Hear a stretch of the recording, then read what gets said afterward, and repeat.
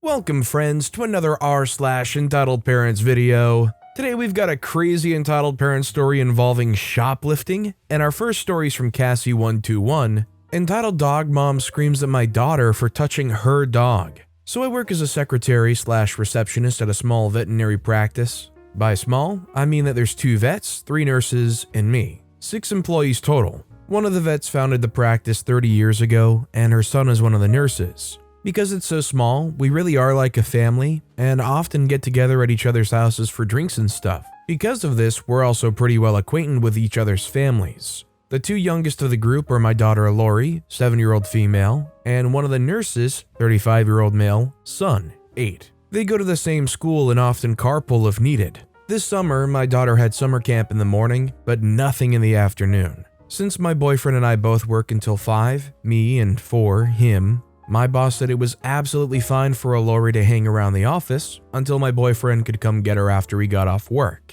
Most of the time, Ellery either plays games on her phone, watches kids' YouTube, or does some arts and crafts in the back office. From where I sit in the front desk, I can see her and her me, but clients can't see her. Occasionally, my boss will offer for Ellery to come help her with a very sweet and gentle pet. She'll usually hold the pet or grab tools that the vet leaves on the counter for her. Always just normal checkups. Ellery was just exiting the exam room to give one cat back to her owner when this entitled mother walked in with her yapping dog pulling at a leash. She takes one look at Ellery handing someone a pet and immediately gets angry. She says, "Where's the vet?" I tell her that my boss is prepping for her next appointment and that she can sit down and wait. She says, "Where's your parents? You shouldn't be in a medical area," directing the question at Ellery. Ellery points to me, which directs her back in my direction. She says, "Where's her parents?" I say, "I'm her mom."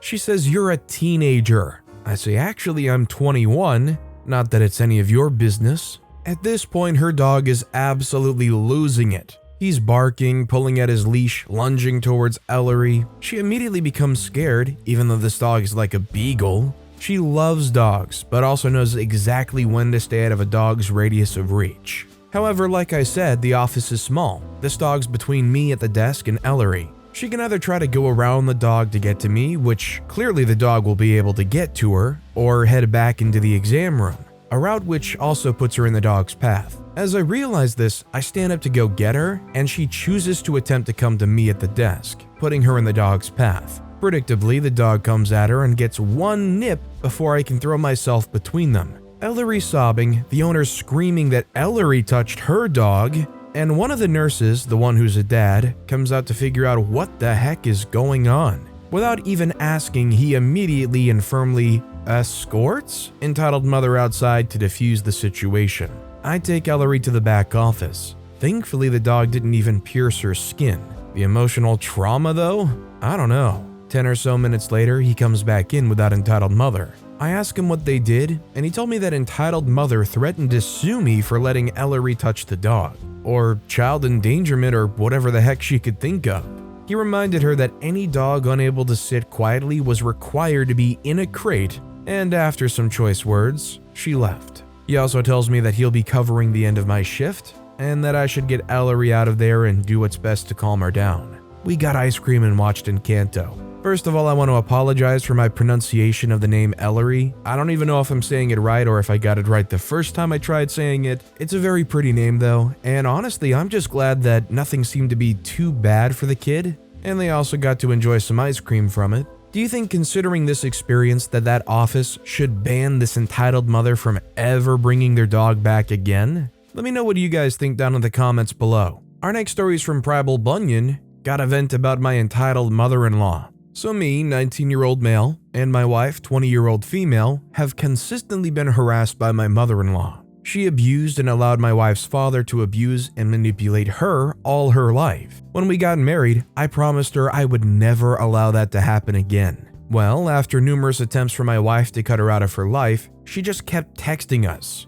finding pictures of our newborn son and pictures of us on Facebook together, and posting them on social media, which we told her at least 10 times to stop freaking doing. I've called her and told her to stop, but she always tries to use her mental illness to cop out of any sort of responsibility. She even justified the abuse. She texts us about pictures of my son and when she can come visit, when we've told her over and over and over again that neither of those things were gonna happen ever. Well, tonight was the last straw. I found that she took photos from my mother's Facebook, posted them on hers, and my siblings were in the photo. I've been more hands-off with this because it's my wife's mom, not mine, but I'll be darned if you post pictures of my siblings. You aren't family to me. So, anyone know how to get a restraining order for harassment? I think it's a little embarrassing to kind of try to air out your dirty laundry with other people, but I think it would be good to share this with anybody who's rational who will listen. I also imagine you could do some kind of like copyright takedown if it's your or your wife's pictures that they're reposting. I just wish them all the best. Our next story is from Sao Paul Klein, entitled Mother/Grandma Wants to Crash Our Vacation. Yesterday, we talked to my parents loosely about our respective summer plans. We share a garden with a little bungalow on it, and it was mainly about when who would be using it. Dad goes, "There's the times we're away in X and Y too. You're totally free to spontaneously go to the garden then." I go, "Oh, when will that be? And you're going to Y too?" Y being the seaside town we'll go to for our summer vacation. Mom goes a little cross-eyed and I still think nothing of it. Finally, she bursts out, "First week of August, that's when we'll go. It was supposed to be a surprise. We haven't seen each other all that much, and I wanted to spend some time with you, and especially my grandchild. I thought we could spend a few days there together." Turns out it's not a few days, it'll be 1 week of our 2-week vacation. I might have been okay with 2 or 3 days. Luckily, they're in another accommodation at least, but what the freak? Going on vacation together is fine if you plan it so, but who just invites themselves along as a surprise? Added to that, they're not the easiest people to be with. My daughter actually doesn't like them very much, and my hubby, while liking them well enough and being understanding of their issues, doesn't like to spend any length of time with them because it's exhausting. We need these days for us. These last few months have been a bit exhausting, and daughter's entering her tween years. Lots of emotional and hormonal drama already. Somehow I'll need to put a boundary in place, and I already know I'll be the bad guy for it and feel crappy about it, even though I don't need to because she's the one who overstepped. I'm still trying to figure out how to best do that gracefully and compassionately while also being firm. Meh. I think you can tell OP has a lot of patience because I feel like a lot of people, if they plan a vacation and then found out their parents or their in-laws planned to show up for a week of that vacation without ever mentioning it, they would be pretty livid. It sounds like one of those cheap direct-to-TV holiday vacation movies come to life. In the Smith family, there's drama and fights all the time. And coming this summer, then it cuts to a clip of the mother-in-law, "Surprise, we're here!" I can just see the awful ad now. By the way, if you're enjoying these stories, make sure to hit those like and subscribe buttons down below so you never miss any of my daily videos. This next story is from Emily Hardy. Am I crazy? Hi, 23-year-old female, daughter here. I'm currently living in a 2-bedroom house with my mother, 54-year-old female, and her partner, 48-year-old male. We live in California. Things are definitely not cheap here. I contribute to the household by paying HOA fees, cooking, cleaning, and getting groceries. This month of July, I was hit by some nasty back payments from some leftover debt when I was with my abusive ex about 6 months ago. My mother's currently on disability because she has Crohn's disease. She genuinely has a really hard time communicating, even with me. And when she has a flare-up or a flashback to when she was younger, she also has CPTSD from family assault. She will literally do nothing except scream and cry. I told her I want to help this month, but unfortunately I can't because I don't have enough in my savings to contribute for the whole payment. I asked her to ask her partner, and she immediately said that I've been mentally and financially abusing her from when I moved back in. Rules of the household I follow to earn her respect. She doesn't let me shower when I get back from after work or the gym because the bill's too high. I keep it under 10 minutes, essentially no water use after 10 p.m., no laundry during 1 p.m. to 7 p.m., no flushing the upstairs toilet before 8 a.m., don't walk past a pile of dishes in the sink. I've washed so many dinner plates that I haven't been invited to.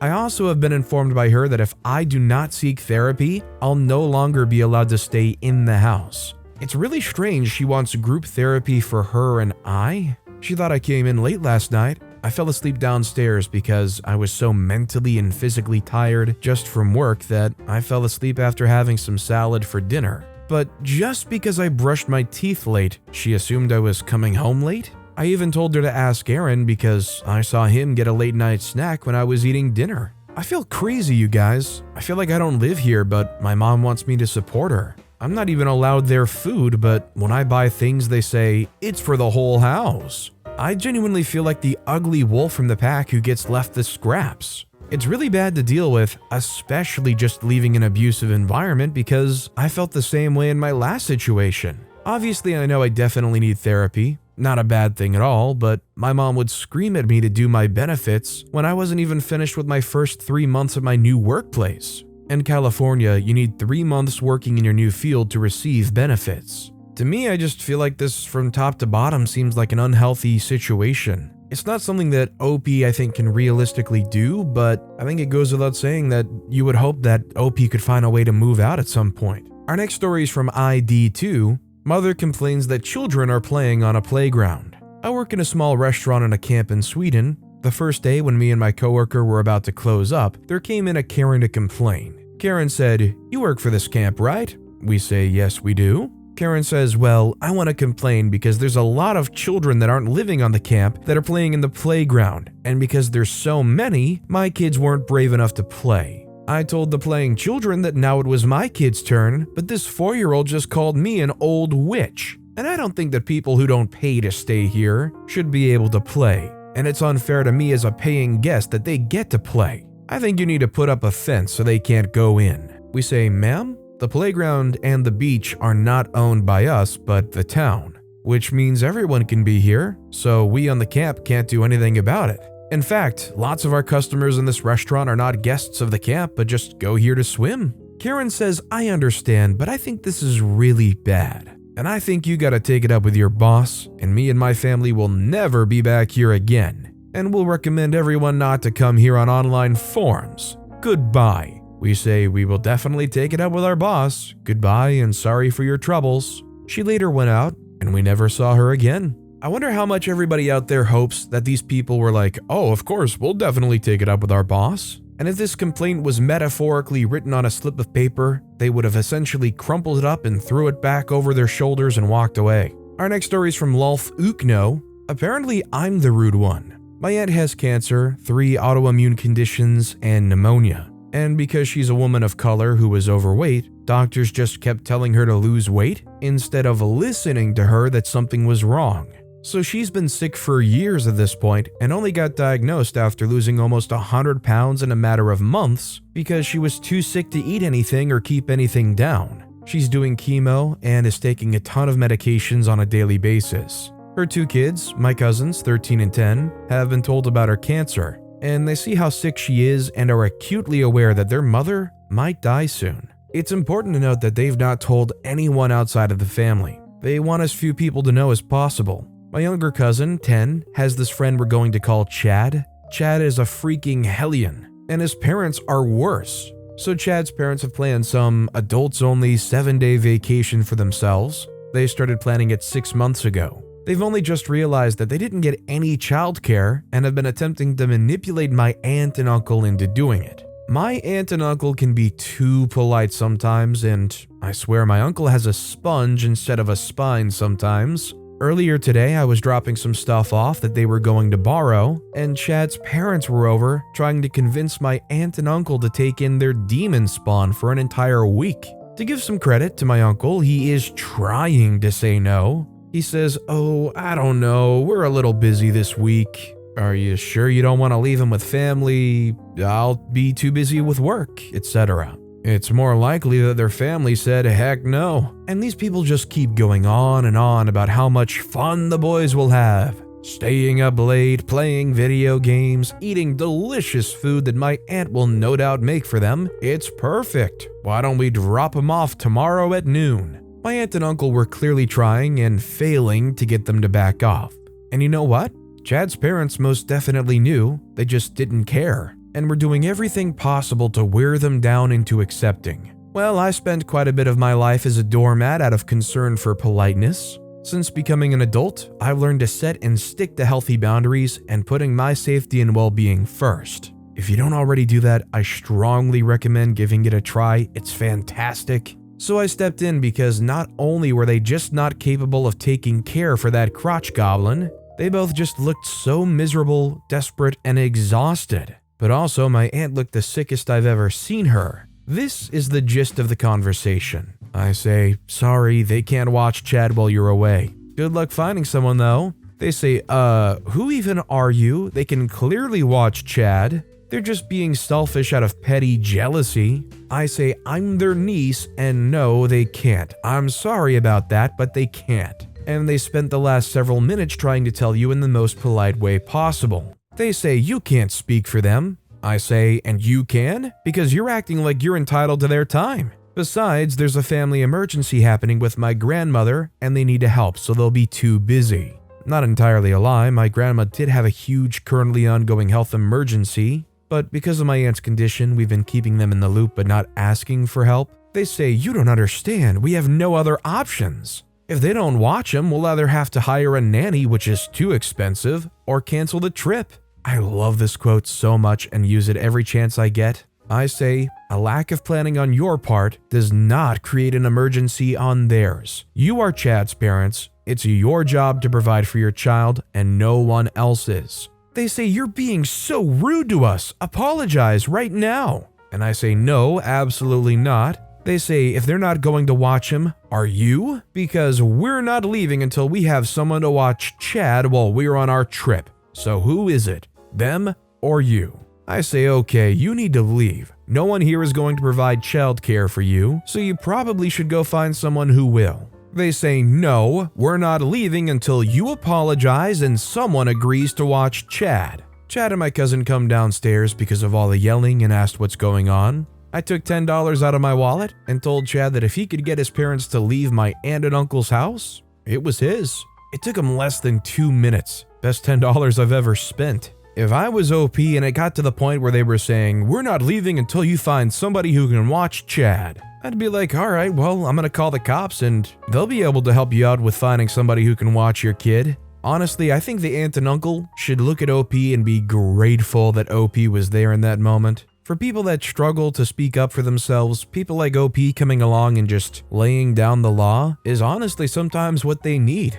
Our next story is from Snowy Innick. A mother came into my workplace and left her kid while she went to get McDonald's for herself, then called the police on the manager and my supervisor. So first of all, this wasn't the first time this happened. The mother had come in a few times before and left her kid, maybe 6 years old or so, in the toy aisle while her and sometimes also her husband would go to the grocery store across the parking lot. Yesterday, this mother spent almost 5 hours in the store with the kid sitting in the seat part of the shopping cart. After hour 4, the kid started getting bored, tired, hungry, and was beginning to throw tantrums, complaining about how she was hungry and asking to be bought things. The mother got fed up fast, so she took the kid into the bathroom. We heard slapping noises, and the kid was quiet for a while after that, but eventually started up again.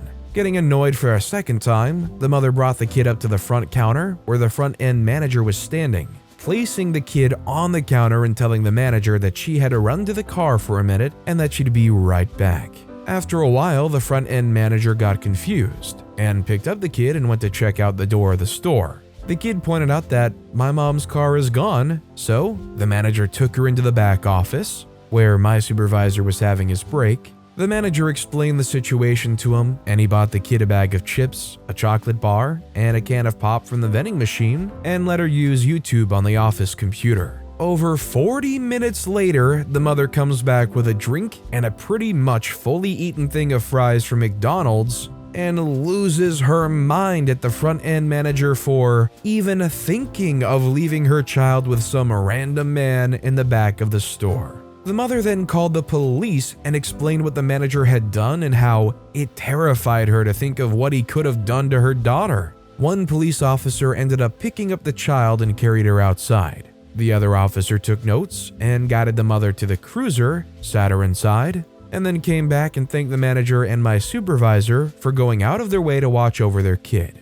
My supervisor was also assured that he wouldn't be in any trouble whatsoever. Another police cruiser showed up a little while later, and the kid was placed in that one. Then both kids left the parking lot, and I never saw them after. The mother's car ended up being towed. Within an hour of this incident, the store put up a new policy in the front window. Any child left attended for more than 20 minutes, or any child that can't point out or find their parents with the help of a manager or supervisor, will be considered abandoned, and the police will be contacted immediately. And something about my supervisor, he's the happiest, friendliest dude you'd ever meet in your life. He's been married to only one woman for 12 years, has 2 biological children, and 4 fully adopted children that had been his foster children before. He's the best person that kid could have been left with. I hope I'm not the only one that thinks this, but the moment that child was left there, they go to the front door, and the kid says their mom's car is gone. Shouldn't they have already called the police, at that point? I think I'm kind of blown away that there was any kind of babysitting tolerance. Even if there was somebody in the back room to watch the kid, why even do any of that? Call the police. This mom just abandoned their kid at the store. Our next story is from Pure Engineer 7323, entitled Woman Threatens Me Over a Parking Spot. So I want to preface this by saying I work in a retail outlet. For those who don't know what that is, it's basically an outside mall. Anyways, parking where I work is always heck. It's neck and neck for a good parking spot. And on busy days like today, I usually avoid the parking disputes and park in the parking garage, which is pretty far from my job. On my lunch break, when it slowed down, I decided to move my car and park it in front of the store I work at. No biggie, I get a parking spot and start to enjoy my break and call my significant other. After hanging up, the parking space in front of me opens up as an SUV leaves, so I pull into the spot. When I pull in, I guess there was a car sitting and waiting to take the spot.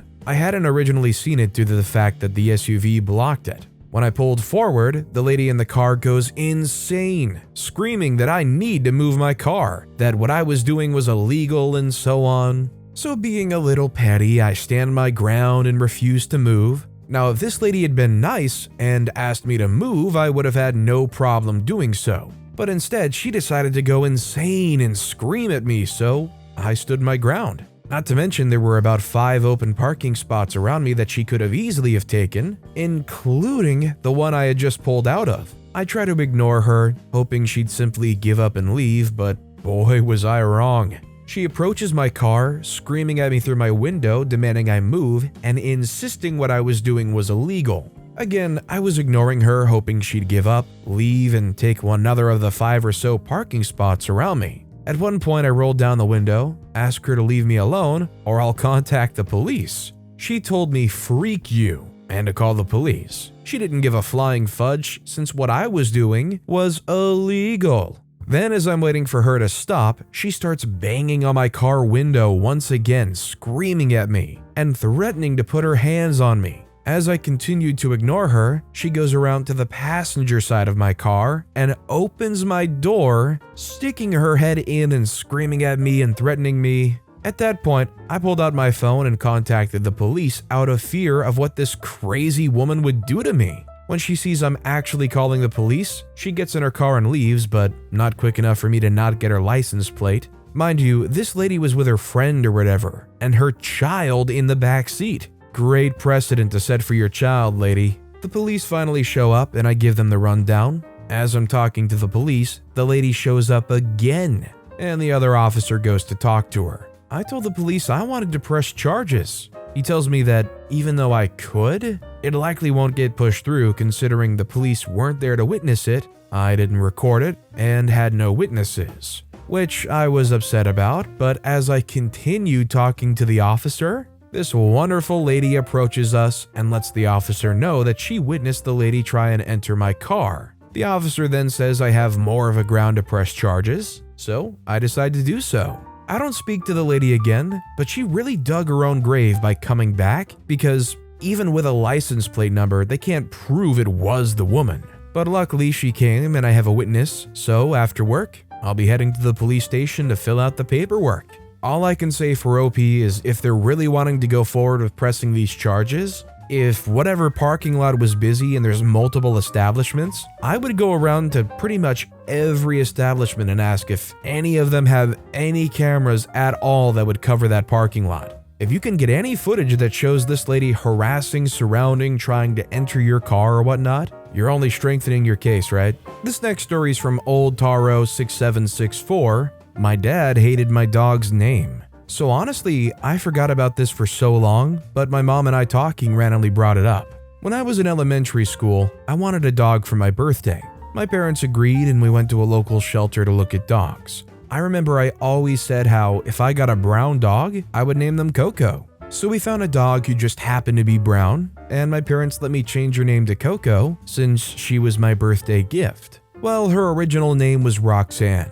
My father tried to get me to keep the name, but due to the promise, the name was changed. From the day we got the dog to the day of her death, which was years, might I add, my father never let me forget her original name. He would tell me how we should have kept the name, how I was wrong to change it, how her original name was better. He was honestly rude about it. At times, he would even call her by her original name also. Like, it was wild how for years he just couldn't let the name go, nor remind me how it was my fault it got changed. Honestly, I think the dad has the weird behavior here because unless the dog is like super old and that name is crazy familiar, I think it's a pretty common thing to rename a dog when you adopt them. I've had multiple dogs throughout my life that we changed the names of. One of my dog's first names was Bunny, which we thought was kind of weird for a dog's name. Another one was Tobias, which is a cool name, but we thought it was a little too serious for a black lab. Is it weird to rename a dog after you adopt them? I'm kind of curious. And our final story of the day is from Center Ghost Zero, entitled Tourist and her kid get busted for shoplifting, but get mad because they got kicked out. So after I posted an incident on the Entitled People subreddit, it reminded me of another story that took place a few days ago. So I work at a small retail store in a beach town in California where we get a somewhat big turnout of tourists, especially during the summer. Now to the story. So this specific day I was placing t-shirts on some shelves. In walks Entitled Tourist and her spoiled child. I hear the kid say, "Mommy, I want that shirt, it looks cool." To which her mother says, "Whatever, take it and let's go, we have a long drive ahead." Once the kid grabs the shirt, they begin to walk at a fast, suspicious pace before making a dash to the entrance. Just so you know the layout, the Entitled Tourist and her child and I are at the back of the store, and the entrance is probably 30 feet away. Protocol for shoplifters in our store is that one of the employees at the top of her lungs yells, "Shoplifter!" and the nearest employee must stop what they're doing and run to the entrance before the shoplifters escape and lock the doors. So I yell out, "Shoplifter!" to which the cashier, let's call him Alan, manages to reach the entrance and locks the doors. The Entitled Tourist starts asking, "Let us leave, we have a long drive and we want to be home before sunset." Alan just tells her, "Ma'am, open your purse, we just caught you and your child shoplifting." The Entitled Tourist, trying to insist they did nothing wrong, asks for the manager. The manager, let's call him David, saw the whole thing go down. To make things better, he has an iPad that is synced with the cameras. So he pretended he knew nothing about what happened and asked, "What seems to be the problem here?" And the tourist responds, "This idiot and the other idiot in the back are accusing me of shoplifting. I paid for this shirt." And David turns on his iPad and says, "Oh, is this what you're referencing?" And he shows her the footage of her and her child shoplifting and trying to flee the scene. The face on the tourist went from smug to the, "Oh, I messed up big time" face. And David tells her, "I'm going to give you two options. One, you give me the stolen merch right now, and I won't call the police, but you'll be permanently banned from this place. Or two, I call the police, and you'll be leaving this building in handcuffs." The Entitled Tourist, knowing that she lost, gave David not only the shirt the kid tried to steal, but some sunglasses and a hat she had shoved in her purse. David tells her, "Have a safe drive home," to which the tourist and her brat of a child storm out. Later, I asked David why he didn't just call the police. David said that he didn't want the kid seeing her mother in handcuffs, even if she deserved to. He added that we dealt with it faster than the police would have if we did call them. Honestly, I'm left reading this story, and to me I'm thinking, while seeing their mom in handcuffs might be a really good deterrent for that kind of behavior, maybe this experience is good enough of a deterrent for the kid to know it's not the right thing to ever do as well. Do you guys think that this experience is more than enough for that kid to learn from? Or is letting that entitled mother go only going to allow them to reinforce that kind of behavior in their kid? I'd like to know what you guys think down in the comments. But with that being said, that's all the time we have for today. Now, if you want to hear another entitled parent story that was way crazier than any of the ones in this video, click on that left video. Or, if you missed my latest video, check out the one on the right. That said though, I'll see you all next time with some more stories.